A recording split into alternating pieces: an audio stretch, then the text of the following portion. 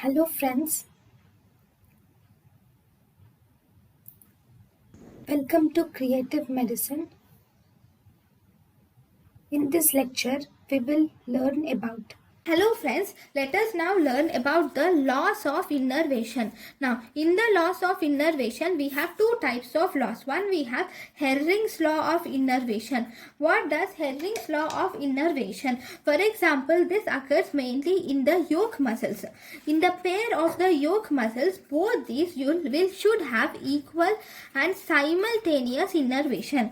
The pair of yoke muscles should have equal and simultaneous innervation. What does this mean? That means, for example, if these are the eyes and here there is left gaze.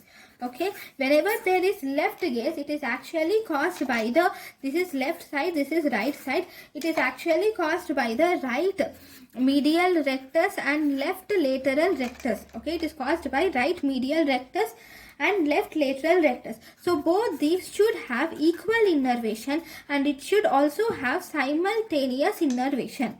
Why? Because only if they are equal and simultaneous innervation is there, only then these both can move equally in both the eyes should move equally towards the left, right? So as a result, they should have equal and simultaneous innervation. That is Herring's law. Okay, next we have one more law which is called as Sherrington's law. Sherrington's law. This is called as Sherrington's law of reciprocal innervation. So what is this Sherrington's law of reciprocal innervation?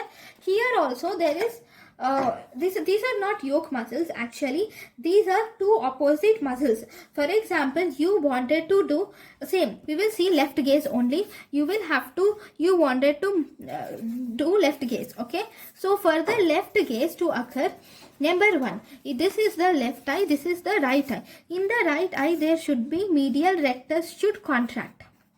Okay, whereas left side lateral rectus should also contract.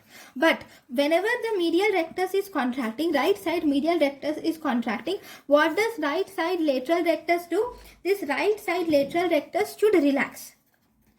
Okay, if not, then the I will not move properly, right? Even if this right side lateral rectus also contracts, then both the contractions will get cancel each other and there won't be the adduction. The eye will be in the central position. So as a result, the right side lateral rectus should relax.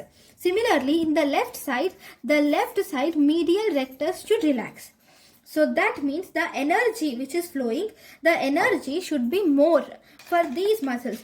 The energy should be more for the right medial rectus and left lateral rectus should have increased flow of energy, whereas the relaxing muscles, that is right lateral rectus and left medial rectus, should have decreased flow of energy.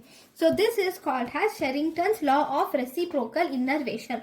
So that means whenever there is increased flow of energy to the contracting muscle, this increased flow of energy should always be accompanied by decreased flow of energy by the relaxing muscle. Okay, this is Sherrington's law of reciprocal innervation. Thank you. Thank you and thank you for watching.